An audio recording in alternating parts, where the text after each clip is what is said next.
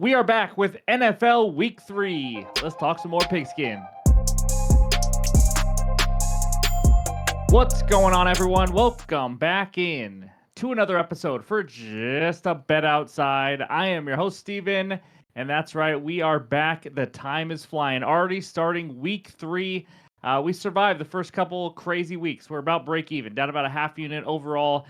So again, this is a tougher slate. We could have up to like 5 backup quarterbacks playing this weekend, so tread carefully. But let's get some winners here. Again, quick reminder, NFL player props and anytime touchdown bets, that will be out Friday night. This is all about game bets like sides, totals, team totals, things like that. So before we get into all that, though, Outlier, any graphics you see are from that awesome app. It's the best betting research tool on the market today. I use this every single day for every sport. Click the link below in the description. You get a 7-day free trial. So let's get it rolling. And that means it's time for a dad joke. Here we go. I wonder what life will be like 3,025 years from now. It will either be really good or really bad. It's 50-50. That's not bad. All right, in this video, we have no Thursday Night Football recap because we're recording while the game is going on. So hopefully we get a winner there. But we're going to go over all the Week 3 trends and info, and we got a lot of that for you. And then we're going to give you leans for Week 3. And by the way, the leans are 8-1 this season. I don't know how. That's just how it's working. And then I'll give you my 4 best bets. That's right. We got 4 this weekend for the game bets. And then, of course, we'll finish it with the recap. So hit that like button if you haven't already. Leave a comment below to help this channel continue to grow. If you're new to the channel, you know what to do. Hit that subscribe button. Come join this awesome community. I'm ready to get it rolling, and that means it's leans time. All right, I'm an idiot. We're not going to leans yet. We got to talk trends and info for Week 3. We got a lot of them for you. If you hate this kind of stuff, obviously you can move forward, but there's some winners in here as well. It's just kind of giving some info on teams and players. But NFL favorites that close at -4 or more are 12-0 straight up this season. Those teams 64-7 straight up since Week 13 of last year. That's insane. In fact, 6+ point favorites, 47-4 straight up. Wild. There's not many upsets happening lately. Road favorites 90-32 straight up since start of last year, 10-2 straight up this year. Matt LaFleur, head coach of the Packers, 17-6 ATS in September, including 8-1 ATS in true road games. No head coach is better. Packers actually 17-3 ATS in the first 3 weeks since 2019. That is number 1 in the league. Home underdogs of 7+ points in the first 9 games of the season. Follow me there. They have covered in 59% of games in the last 20 years. How about that one? Since 2020, they are 37-10-2 ATS. And the last 3 years, it's absolutely bonkers. 18-1-2 ATS in the last 3 years. Those are home underdogs of 7 or more points. And I got a bet on one of those today. We may have up to, like I said earlier, 5 backup quarterbacks starting. In 2019, we had a week where we had 6 backup QBs starting. What did they do? They went 5-1 ATS. So, and those are the teams that have some backup quarterbacks potentially this weekend. Titans haven't covered the spread at home since November 2024, losing 9 straight. That's not good. Since the start of last year, 49ers 3-16 ATS on the second half spread. That's dead last in the NFL. So again, that's one of those gems that you could find. If you've been fading them in the second half spread, you have been making a ton of money. Caleb Williams has started 7 career games in the afternoon or primetime window. Bears are 0-7 straight up, losing by an average 11.1 points per game. He is one of only 3 quarterbacks to be 0-7 straight up or worse. Other 2, Bryce Young and Davis Mills. Not exactly great company. But that's what we got for page 1. Let's move on to page 2 now. The Jets and Giants, the New York teams, have played a combined 38 night games since start of 2019. They are combined 5-33 straight up. Guys, that is absolutely bonkers. They have lost 33 of 38 night games. Giants themselves are 2-19 straight up since 2019. Something about New York, they are scared of the dark up there, or over there. But Jordan Love, 26-12 ATS in the second half. Love and Green Bay actually haven't lost a second half spread in consecutive games since December of 2023. They lost the second half ATS last week.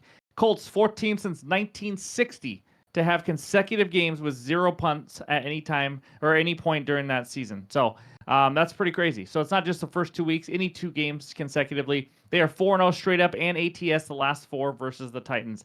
In 2024, underdogs in the AFC South went 11-1 ATS. Since 2019, they are 45-27 ATS, best of any division. So underdogs in the AFC South is where it's at. Carson Wentz, that's right, welcome back. In his last 14 starts since December 2021, the under is 11-3.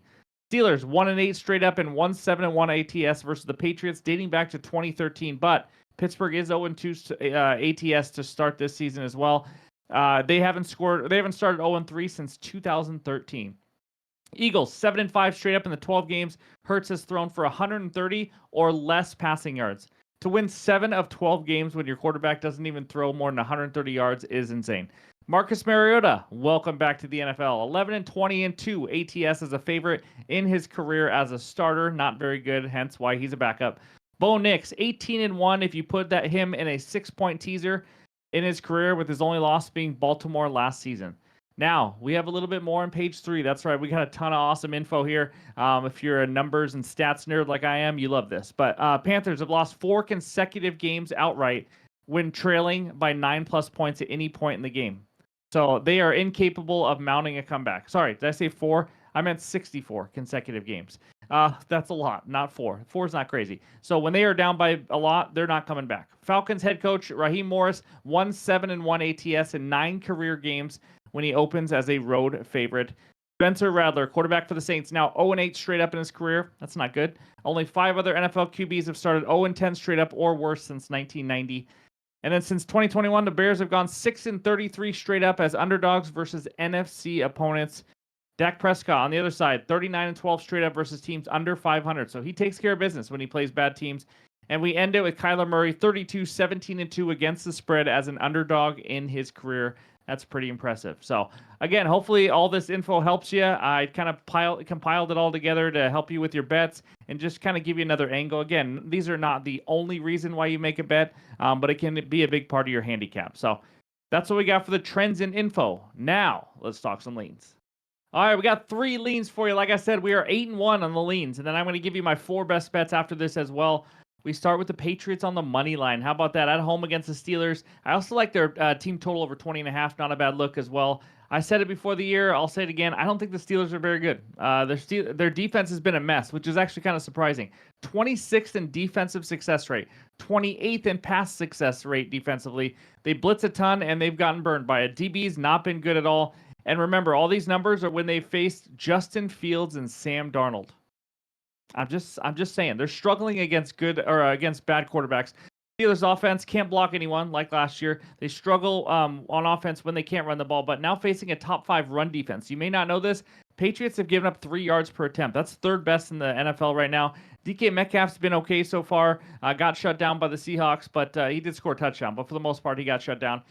He has a tough matchup here because we might see Christian Gonzalez back for the Patriots. That's a big deal. Great cornerback, one of the better ones in the league. Patriots offensively been decent so far. I'm not going to sit here and say there's some elite offense or anything, but I did like what I saw in week 2. Again, it was against Miami, so I'm not going to just say they're back or anything. But Stevenson's played well. I think he's going to have a good game here. Steelers are 21st in yards per attempt defensively also, so they just struggle all around. Patriots at home, I kind of like them here, so I like Patriots again, money line or team total over. But again, it's a lean. I have not gone to the window with that one yet. Second one, Titans plus 2.5 in the first half. That's right, we're talking a first half spread. This team's played well in the first half of games so far. Maybe it's because it's more scripted drives, other teams getting settled in, getting used to Cam Ward, the rookie. I don't know what it is, but Titans definitely struggle with halftime adjustments and all that. But in the first half this year, week 1, they were down 10-9 versus Denver at halftime. In week 2, Titans were up actually 13-10 on the Rams. They lost 33-19 that game. Usually the better team against a team like this with a rookie quarterback will pull away. That's why I kind of lean the first half here. Obviously this team has a long ways to go. It's a rookie quarterback, young team. And then as for the Colts, they played well also. But this is their first road game of the season. They're not in that cozy little dome in Indiana now. They are. I think they're going to come out a little flat. That's just my opinion here. They won a game they shouldn't have won on a crazy call at the end of the game. I'm still bitter about it. But the total for the first half also is just 21.5. Expecting low scoring, less variance. We had an 0-2 desperate Titans team versus a 2-0 Colts team here. I think they come out and you know what? Maybe they cover full game if you like that. But I kind of lean more on the first half spread here. You could just take the money line as well. But I like the plus 2.5. The third and final lean, Saints team total under 17.5. This one's more in the -138, -140 range, so it is a bit juicy. But 17.5 is a huge number compared to 16.5 because obviously that's a big key number in football. It's simple. Saints are bottom 3 offense, bottom 5 offense. Seahawks top 3 defense right now. Let me tell you about my Seattle Seahawks. This is beautiful to say out loud. Number 1 in pressure rate in the NFL, 38.5%. Number 1 in quarterback hurries, 4th in turnovers, 2nd in interception percentage, 2nd in points allowed per drive, 6th lowest yards per carry allowed. They should absolutely dominate the Saints offense. This Seahawks defense, we talked about before the season, they are absolutely legit. Saints offense, so many issues. O-line's still struggling. Running game's okay. They've scored 13 and 21 so far through 2 weeks. They may be down 2 starting offensive linemen. Wide receiver Vele is also questionable. Not a huge deal there, but Cardinals held this team to 13 in New Orleans. I know they almost scored at the end there, but I just don't see them getting more than 2 touchdowns and a field goal in Seattle against this defense. So I lean the team total under 17.5. 16.5, obviously a bit riskier. 2 touchdowns and a field goal would be over that. You're welcome for the math. But anyways, those are my 3 leans I have for the game bets for week 3. Now it's time for the best bets. All right, this first one takes us out to Cleveland, Ohio, where the Dog Pound and the Browns host the Green Bay Packers. Packers minus 8.5. Total in this one is 41.5. I am going to start with an ugly one. I mean, this is disgusting. Again, don't tail if you don't want to, but I like it. Give me the Browns plus 8.5, minus 110 on DraftKings. Some books have this at 7.5 or 8, so I love getting this at minus 110 at 8.5 here. Again, it's disgusting. It's the Browns. I get that. But first, we have a very low total, 41.5 points.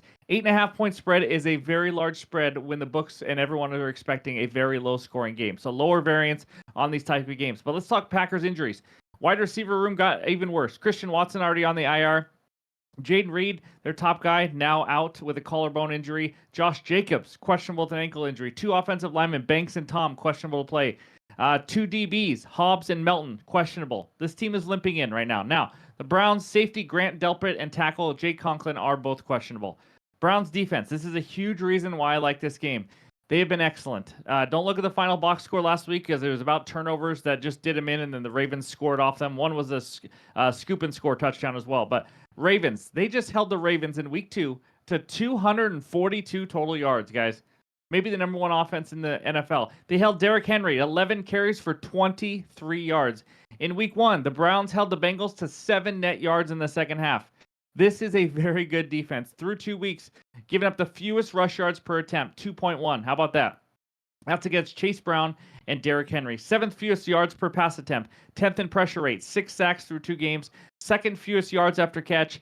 3rd fewest passing yards, just 338 total passing yards to Joe Burrow and Lamar Jackson. It has been impressive. Packers offense, they started out with 2 home games. Remember that. Now having to travel for the first time without a couple top wide receivers, hobbled running back, hobbled O-line. Jordan Love also struggles more versus man coverage, and that's what Cleveland likes to run. Not every single play or anything, but most of the time. Without Jaden Reed, Tucker Kraft needs to step up for Green Bay. That's also going to be a tough matchup. They have a guy, linebacker Devin Bush. He is excellent in pass coverage. He's going to make life tough on them as well. And you've seen it already this year. Browns have given up only 42 total yards to tight ends this season. I think they struggle to do much offensively versus this Cleveland team. Now, the Browns offense. This is fun to talk about. They have to eliminate the big turnovers. If they can take care of the ball, I love their chances here. If Flacco and everyone's turning the ball over left and right, obviously that's a problem. But the part I love to see, Quinshon Judkins looked awesome. Their running back, their top pick that they had last year, finally signed. He came in, carried the ball 10 times for 61 yards, looked explosive. He was a stud in college. He looked good here. He's going to add a lot to this offense, and they need it. He broke 5 tackles just in limited carries already. Packers pass rush is no joke. I know that. But again, I think this run game will help them out. They finally have a run game, not running with some backup running backs and all that. Flacco's going to probably need to get rid of the ball pretty quickly here. But overall, I see this more of a defensive battle. This is easily the easiest opponent the Browns defense has faced this season on offense. It really is. And like I said, they're already a top 3 defense after facing Cincy and Baltimore. I see a 21-17 type of game here. The Browns can run the ball, not turn it over. Maybe they have a chance to win. That's getting a little crazy. But give me the Brownies plus 8.5 as my first best bet. All right, the second one takes us out to Jacksonville, Florida, where the Jags host the Houston Texans. Jags minus 1.5. Total in this game is 43.5. I got a team total. Give me the Jaguars team total under 23.5, minus 125 on BetMGM for a half unit. Obviously, 23 is a key number. There's some 22.5s at like even money. I have no problem doing the 23.5 at minus 125 here. But let's break down the first 2 weeks for the Jags offense. They went over in both, scored 26 and 27 points. But against 2, maybe the 2 worst defenses in the league, Carolina and Cincy. Congratulations. And by the way, in those 2 weeks, Trevor Lawrence looked absolutely awful. he no longer looks like a good starting quarterback in the NFL. He really doesn't. He looks really, really bad. How can you suck against those two defenses? He had a 74 and an 80 QB rating, 4 TDs, 3 interceptions. This guy's missing receivers left and right. There's some problems there in Jacksonville, I'll tell you that. But he also struggles mightily versus his Texans defense. 7 TDs and 9 interceptions versus Houston in his career. The run game is what has been carrying this Jaguars team. I'm not going to lie, it's looked good. But I can run on the Panthers and Bengals defense. I mean, I would have to stretch for like a year, but I really can. I think they come back down to earth in this one, their running game. So wide receivers, Brian Thomas Jr. having some problems on his effort and things like that, but he's also questionable to even play. He's had a bad connection with Trevor Lawrence since last year. Travis Hunter, still a rookie, not running deep routes, just kind of catching some very short passes, trying to play both ways. Texans have the DBs to slow these guys down. Now, speaking of the Texans, in elite defense, again, we'll talk about it. Weeks 1 and 2. Week 1, went into LA, held the Rams to 14 points, held Kyron Williams to 3.7 yards per carry. Week 2, held the Bucks to 20 in that week. And guess what? It was actually 13 all game, and Baker Mayfield had that unbelievable game-winning drive to hit 20 right at the end.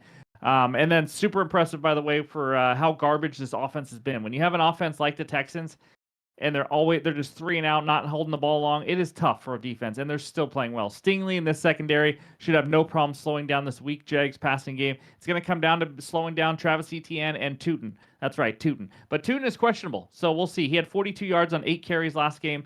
We'll see if he even plays. But this is a desperate 0-2 Texans team right now. This is a must-win game already, as any game is for an 0-2 team.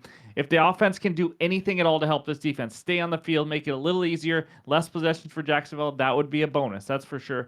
But the key with these bets, when you're doing a team total under, you can't have a long return, kick return, can't have a punt return that goes to the end zone or takes it down to the 10, interceptions, fumbles. So there are things you got to worry about. But if they can stay, commit to the good special teams play, not have a lot of turnovers, I like this Texans defense to play really well here. So give me the Jags team total under 23.5 as my second best bet.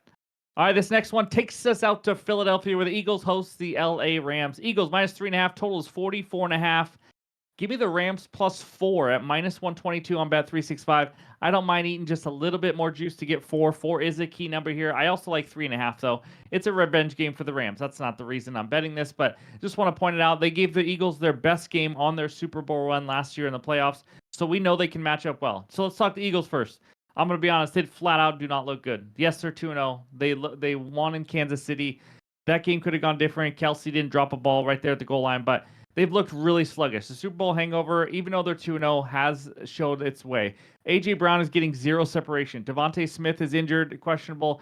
Running game is not like last season. Saquon's averaging 3.7 yards per attempt. Week 1, they scored 3 points in the second half versus the Cowboys defense. 302 total yards, the same one that Russell just threw for 450 on week 2. Week 2, the Eagles, they had an awful 216 total yards. It was not pretty at all. I mean, barely going over 200 yards is brutal. And then the defense, not generating as much pressure, just a 17.8% pressure rate, only 2 sacks through 2 weeks so far. They've allowed the 8th most yards per rush attempt. It just has not looked good. I know you look at their record and you think, oh my gosh, here we go with the Eagles again. They have not been playing well. Now they're facing the Rams offense. They have the guys to match up with Philly. Kyron Williams should have a decent game here. Puka and Adams look like an unbelievable combo right now because Adams has stepped up and Puka is just Puka. He's the man. They're going to be a handful for this Philly secondary who lacks depth. I mean, they don't have many guys back there. They scored 33 on the road last week in Tennessee. They scored just 14 in week 1. Again, that was against that Houston defense I just talked about, but they left some points out there. Rams defense, Eagles' sluggish offense and this sneaky good Rams defense are the two main reasons why I like this bet, but this is a top 5 defense in my opinion. They get after you. 24% pressure rate, 7th best. 3rd most sacks, 4th highest quarterback knockdown percentage. The crazy part of all that, they only blitz at the 4th lowest rate. They blitz 12% of the time, and they're a top 7 team at getting pressure. That is the key to a great defense, not having to blitz to get pressure. Overall, I think the Eagles' offense is not scoring many points. And whenever you have a team and a game where you think it's going to be low scoring, not a lot of points, 4 points you like to take. I think Puka and Adams are going to be a handful, with Stafford having some decent time here to throw the ball based on how the Eagles have played, getting to the quarterback and all that. I think it comes down to a field goal. I think the Rams have a chance to win outright, but I love getting plus 4 here. So give me the Rams plus 4 as my 3rd best bet. All right, this 4th one takes us out to Chicago, where the Bears host the Dallas Cowboys. Cowboys minus 1.5. Total in this one, 50.5. Again, I'm taking a little bit alt, but not really. Give me the over 50 at minus 118 on Bet365. I don't mind 50.5 either. But this is a half unit play. I think we see an absolute shootout in this one. First, let's talk some big defensive injuries. Cowboys probably going to be without their best corner, Deron Bland. Bears are definitely going to be without their best corner in Jalen Johnson. So both teams already down their number one player in the secondary. Now let's talk the Bears first. They've already played 2 shootouts. How about 27-24 versus Minnesota in week 1? It's crazy because if you look at Minnesota's offense, it's brutal. Lost 52-21 at Detroit. I mean, Detroit went over this line by themselves. I see no reason why we don't see that again. Bears offense, even though they're out of sync, they've still put up 21 and 24 points versus 2 good defenses. They've left some points out there on the field also so far. And this will be the worst defense they faced. I also love what I'm seeing from Rome Odunze. He's really stepping up as a receiver here, being the number 1 guy right now. It may not always be efficient, but they can still move the ball, even though I'm not a Caleb Williams fan. But Bears defense, this group has been awful so far. The 5th most rush yards per attempt given up. Opposing quarterbacks are 36 for 48 for 468 this year. That is not good. They have been getting decent pressure, but not converting into sacks. 9th highest pressure rate, but they also only have 3 sacks, tied for the 4th fewest. Without Johnson, I think this secondary is going to be in some trouble. Cowboys offense, CeeDee Lamb and Pickens should have some great games here, in my opinion. I already mentioned why, but Bears are going to struggle versus the pass, I think. This offense so far through 2 weeks, they were great in the first half at Philly, then nothing after the rain delay. And then versus the Giants, they put up 40 points last week. I've been a bit surprised by this Cowboys run game. You guys know I talked about it before the season. They were awful last year. They were dead last in 2024. This is a nice bonus. Javonte Williams averaging 4.6 yards per carry, 33 for 151 and 3 tutties so far this year. So that's been a nice help for this offense because we already know Dak and these 2 receivers. These guys can move the ball. But the Cowboys defense, another group that's awful. They just made Russell Wilson look like Dan Marino or wherever you want to name. But he threw for 450, going 30 for 41, giving up 37 points to the Giants. Is absolutely pathetic. It really is. They couldn't stop an old lady from crossing the street. I don't know what I'm saying, but seriously, they were terrible. Overall, we have 2 offenses that have moved the ball well so far. Bears facing a bad defense finally for the first time. 2 defenses that, in my opinion, are just not good at all. I think we see an absolute shootout. Give me the over 50. That is my 4th and final best bet on the video. But before we get out of here, let's check out the recap. All right, there it is. My 4 best bets. Browns plus 8.5. Jags team total under 23.5. Rams plus 4. And the over 50 in the Dallas-Chicago game. If you're looking for player props, I have that video with anytime touchdowns. That will be out Friday night. Thank you guys for the support. As always, really appreciate it. Enjoy week 3, and we'll talk to you soon.